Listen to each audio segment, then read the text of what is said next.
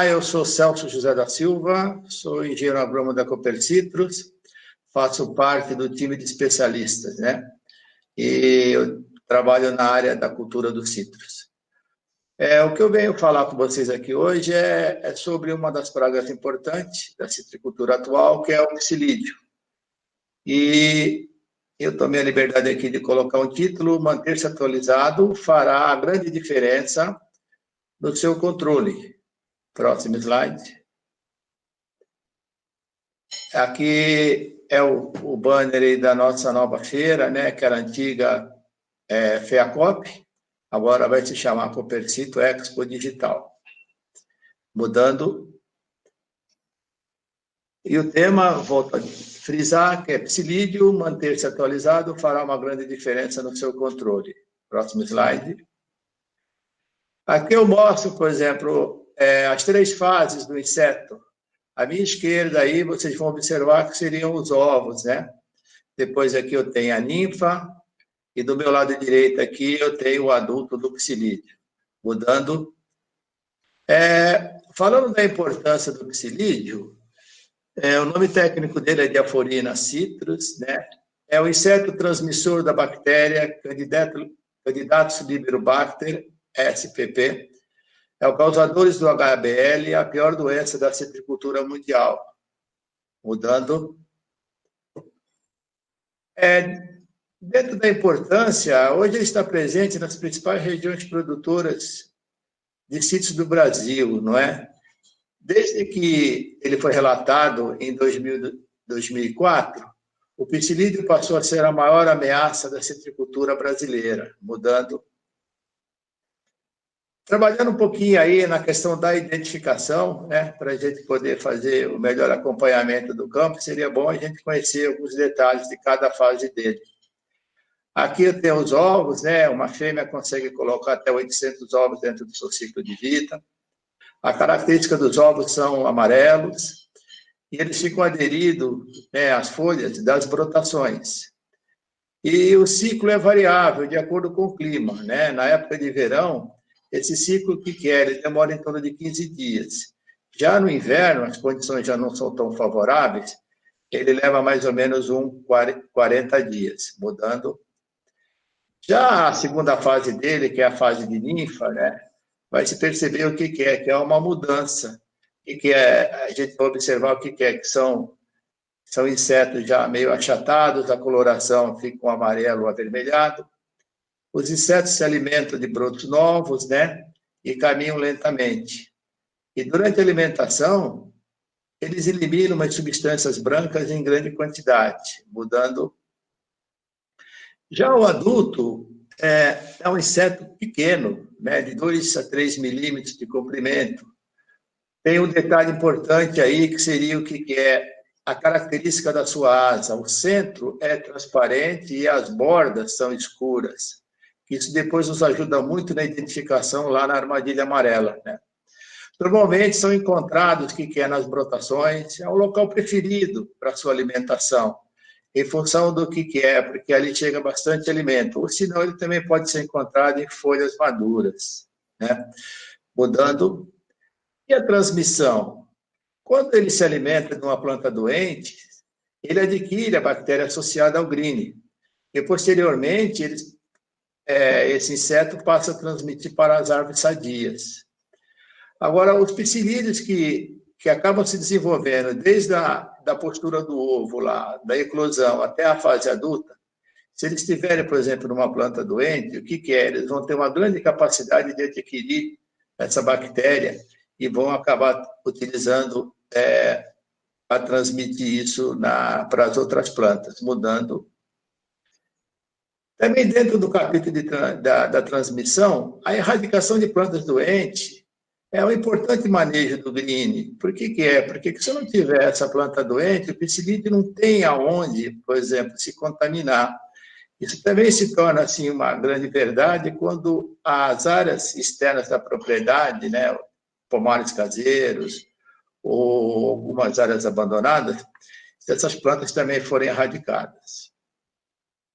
Mudando.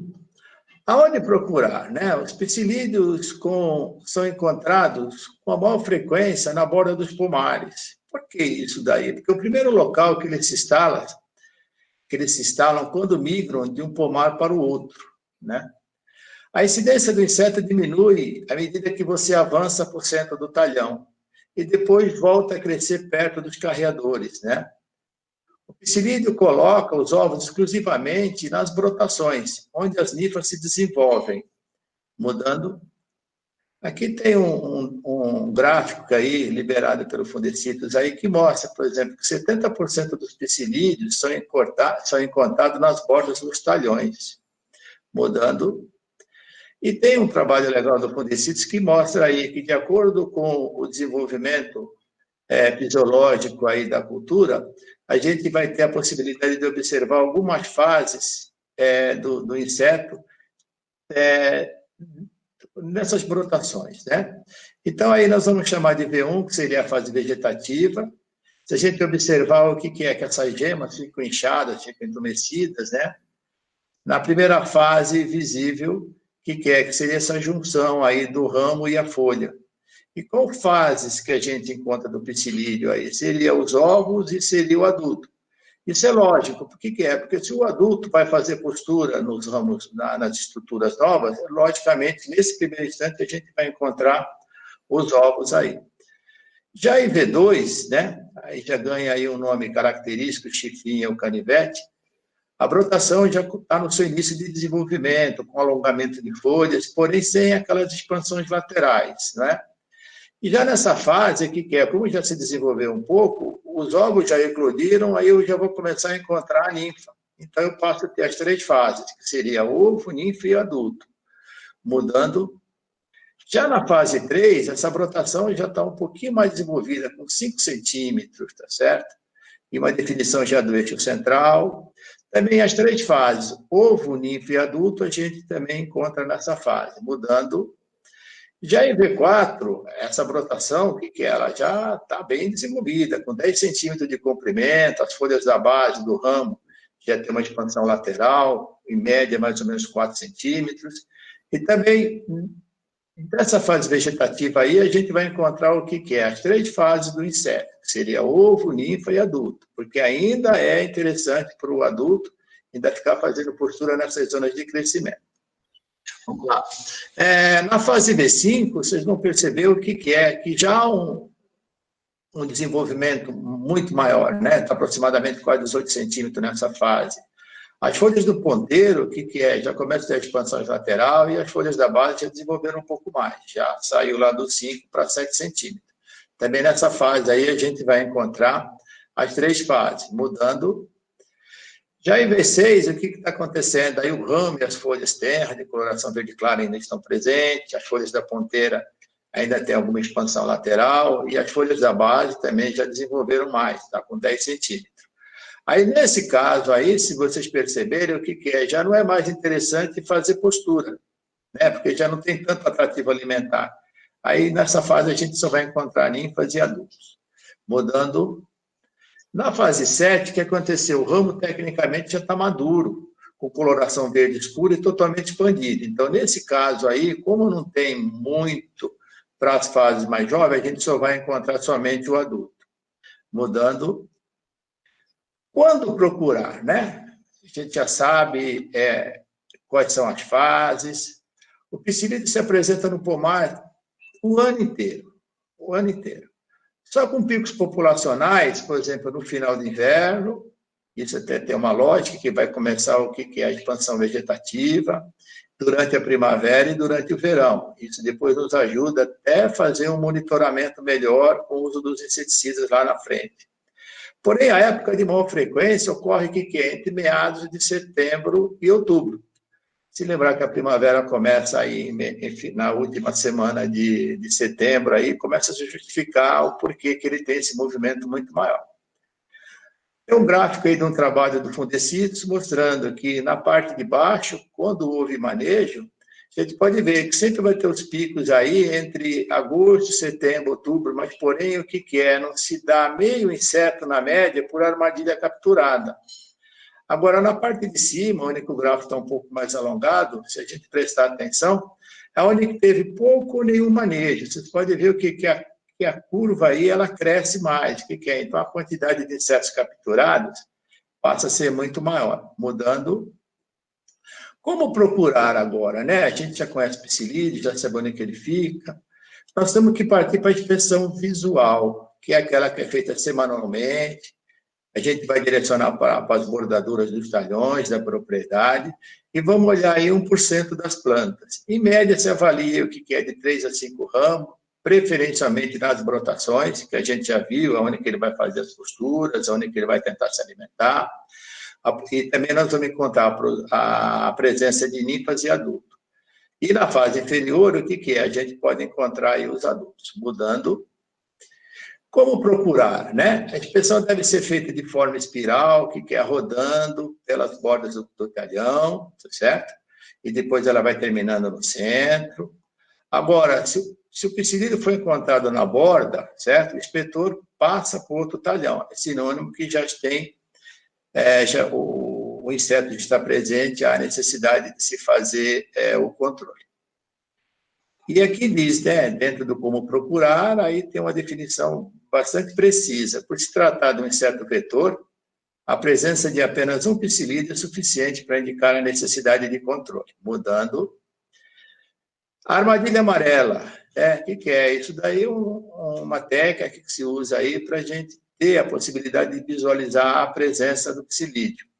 E os dados mostram aí que ela tem um papel relevante nisso daí. Então, vamos entender isso daí. As armadilhas devem ser colocadas no terço superior dos ramos da copa, na extremidade do ramos e voltada para fora do talhão, de forma que ficam bem visíveis ao inseto. A instalação deve ser feita, de preferência, na borda do talhão e, de preferência, onde? Na periferia da propriedade. É por onde que o inseto tem uma grande chance de entrar. Mudando. A armadilha amarela, né? Elas trazem aí uma série de benefícios, né? Então, elas são adesivas e devem ser colocadas no terço superior do ramo da copa, na extremidade do ramo e voltado para fora do talhão, de forma que ficam bem visíveis ao inseto. A instalação deve ser feita de preferência nas plantas da borda do talhão e de preferência na periferia dos talhões, mudando. Ainda sobre a armadilha amarela, a avaliação das armadilhas deve ser feita semanalmente, buscando principalmente a asa do inseto. Aquilo que eu expliquei lá atrás, por ela é transparente no seu centro e a bordas mais escuras, né? Porque no momento que ele tromba com a armadilha, ocorre uma certa deformação. Então, com essas bordas escuras e o centro transparente, que a gente vai conseguir identificar melhor isso daí. Essa é uma característica para a identificação do psilídeo, mudando. Ainda dentro do monitoramento, falando da armadilha amarela, né? A troca precisa ser feita quinzenalmente ou qualquer outro momento, porque muitas vezes elas possam sujar e também elas podem perder um pouco da cor aí. Em áreas onde se faz o controle necessário do controle químico, né? A armadilha adesiva detecta até 30 vezes mais psilídeo do que numa inspeção visual, mudando. Falando um pouquinho agora do controle, né? E o controle é feito com defensivos agrícolas. Aí as aplicações devem ser feitas a partir do monitoramento, sobretudo entre o final do inverno e a primavera, é onde que a gente vai ter o que é aqueles surtos vegetativos, né? Aquela expansão vegetativa, não é? E vamos lembrar que vários dos produtos indicados para esse controle do psilídeo, é necessário escolher os produtos que façam parte da lista PIC. Ou, não é lista PIC, né? Agora é Protecitos, lista PIC era no passado. Prestar atenção nisso, porque que se aplicar produto fora dessa lista, isso depois pode complicar um pouquinho na hora de entregar o fruto na indústria aí. Mudando. Dentro de controle químico, né? Falando um pouquinho também de defensivos agrícolas, deve-se avaliar o histórico de pulverização. Por que isso é importante? Para que a gente promova a rotação dos grupos químicos e também do modo de ação desses produtos sobre o inseto. E o Fundecito disponibiliza uma informação sobre a eficácia dos produtos, né? E nesse caso, dentro desse site que está aí, né, do Fundecitrus, se a gente seguir esse caminho aí, a gente vai encontrar esse guia aí, no qual aí, mudando, eu mostro aqui a apresentação dele quando a gente for consultar isso daí. Isso pode ser baixado, depois pode imprimir. Isso daí nos ajuda muito a fazer um bom manejo aí, mudando. Falando um pouco também defensivo, como é que a gente possa já começar a fazer uso disso legalmente, né? Legalmente não, no sentido assim da gente começar a proteger as nossas plantas. Antes do plantio, combina lá com o viverista lá, de 1 a 5 dias, o que ele pode fazer? Ele pode fazer a aplicação do inseticida sistêmico, né? E uma sugestão aqui, cada um sei que tem a sua aí, está se recomendando 5 ml por muda, mudando. Pensando aí, já plantei, o que é? Agora nós vamos entrar naquela fase de formação, né? Dentro da fase de formação, o que pode acontecer? Ela pode variar de 0 a 3 anos, né? Esse 0, o que é? É o dia depois do plantio. E em alguns casos aí há necessidade de fazer algumas replantas aí, né?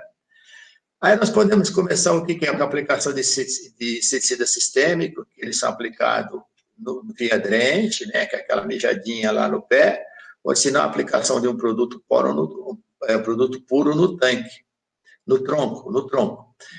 E também fazer as aplicações de inseticida via foliar. Principalmente essas aplicações do sistema drenche ou no tronco são importantes, o que é? Porque vai ter um grande fluxo vegetativo, né? Isso aí pode atrair uma maior população de psilídeo, né? E também com essa idade aí, as plantas são bastante suscetíveis à inoculação da bactéria, né? O Fundecitrus também disponibiliza aí o alerta fitossanitário a respeito do monitoramento do psilídeo, que acaba indicando os locais da propriedade, onde a frequência, né, e o controle deve ser bem maior aí, mudando. Ainda dentro desse período aí de 0 a 3 anos, né, para algumas replantas, a aplicação dos inseticidas sistêmicos, seja ele no tronco ou no drenche, tem uma modulação aí de 3 a 4 aplicações durante o ano, né, principalmente no início dos fluxos vegetativos. E se a gente observar aí, qual que seria uma recomendação legal da gente fazer, de seguir essas aplicações serem os melhores resultados?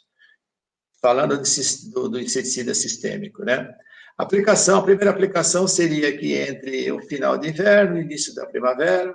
A segunda já aí dentro da primavera, lembrando que esses produtos têm aquele período de eficiência, certo? A terceira ficaria dentro do período de verão. E a quarta aplicação, ela tem uma característica, que é, se pede para fazer a aplicação direto no tronco e não no drenche, certo? E vamos lembrar que o uso do inseticida sistêmico não anula a aplicação do inseticida via folha, certo? Fique bem claro isso daí. Aí é uma foto mostrando, né, à minha esquerda está aí a aplicação no tronco, certo? Que é um produto puro, direto.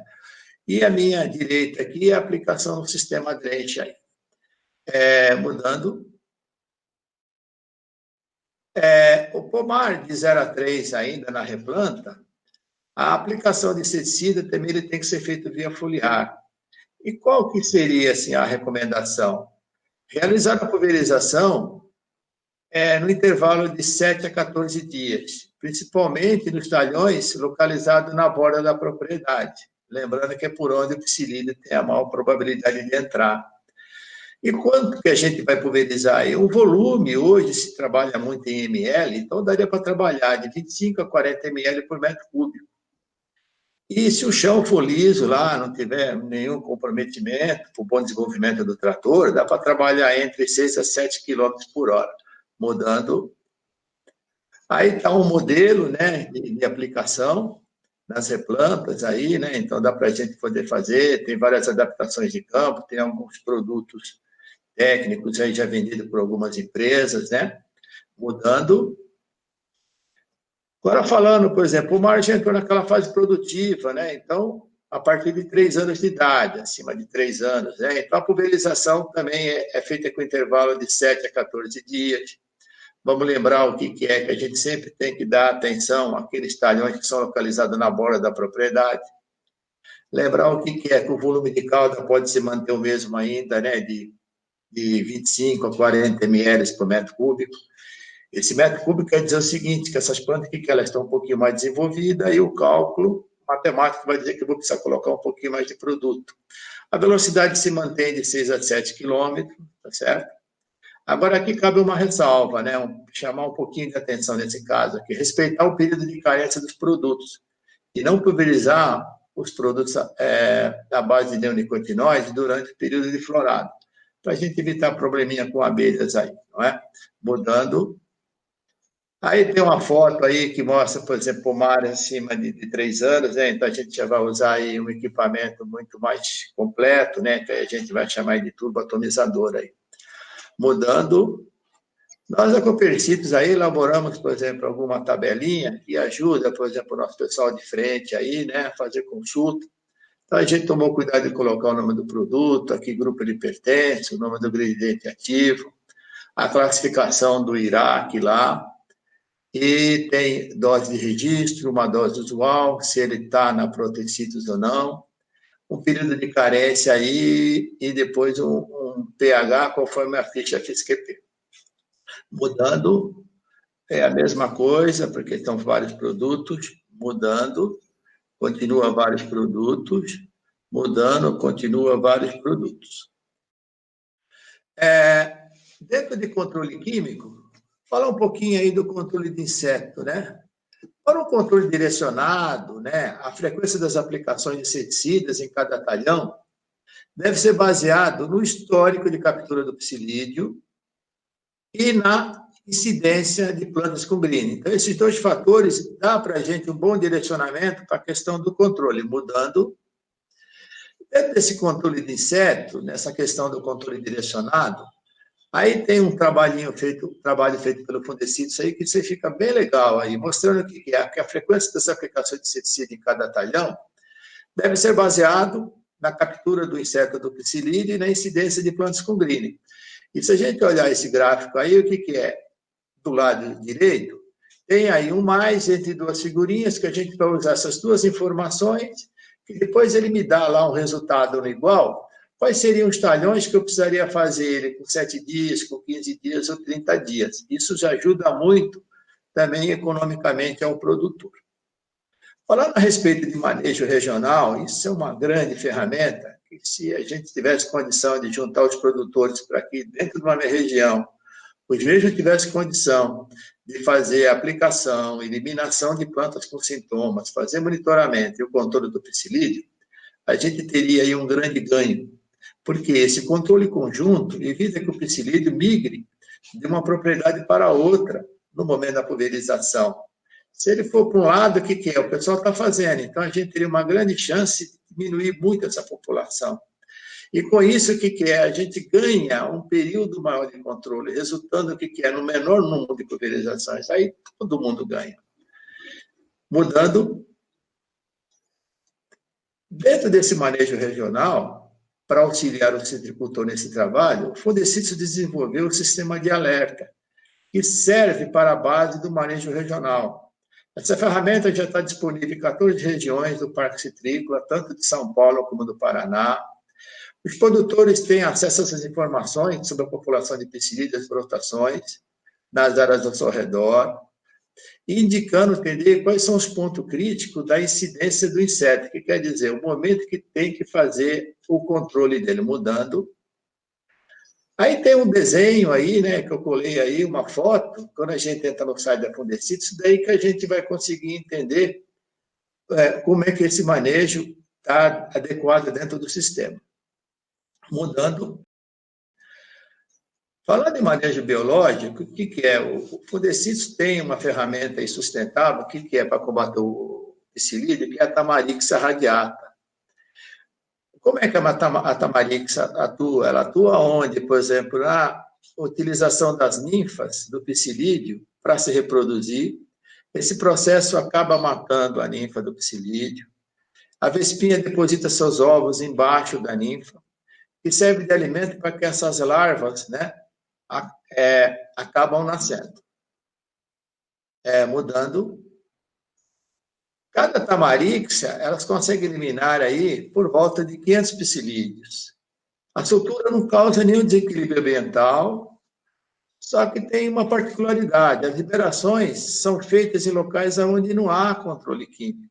Então, é uma ferramenta que pode ser trabalhada muito nessas propriedades, aonde que as pessoas não fazem controle, em chácara, em áreas abandonadas aí, mudando. Aí está apresentando a tamarixia, né, um inseto diminuto aí, certo? Mudando. Aí tem aí a nossa direita, a nossa esquerda tem a localização do círculo vermelho. Alguém fotografou aí, esse pesquisador aí, o Greenhalgh, mostrando o ovo nessa posição. E depois, do meu lado direito, o que é? Já tem uma ninfa já em estágio de desenvolvimento, aí da tamarixia radiata, mudando. E finalizando aí a apresentação, o Fundecitrus, por exemplo, desenvolveu aí um critério para controlar o green, né, que já é a expressão da doença após a transmissão da bactéria. São 10 mandamentos aqui que eu vou ler aqui, que já está terminando a apresentação. O que é? Que o planejamento e a escolha do local do plantio, né, precisa saber escolher isso direitinho, né? O plantio sempre de mudas de qualidade, mudas sadias, desses viveiros certificados. Aceleração aceleração do crescimento e a produtividade das plantas. Quanto mais cedo produzir, mais a gente tenta aí pôr dinheiro dentro da propriedade, né? Por causa dessa doença. O manejo intensificado das bordas, que nem eu citei lá, sempre prestando atenção na colocação das armadilhas, na questão das vistorias, na questão das pulverizações. Inspeção de planta, isso tem que ser feito. Mudando. E fechando aqui, erradicação das plantas sintomáticas. Plantas com sintomas precisam ser erradicadas, porque ali ela serve o que é? Como se fosse um pulmãozinho do inseto ir lá carregar a bateria e sair contaminando outras plantas. O monitoramento do psilídeo, o uso das armadilhas é extremamente interessante, isso nos ajuda muito, que nem eu citei lá atrás, que a hora que a gente põe a armadilha, a gente consegue ter 30 vezes mais capacidade de identificar o inseto do que na leitura, na amostragem visual.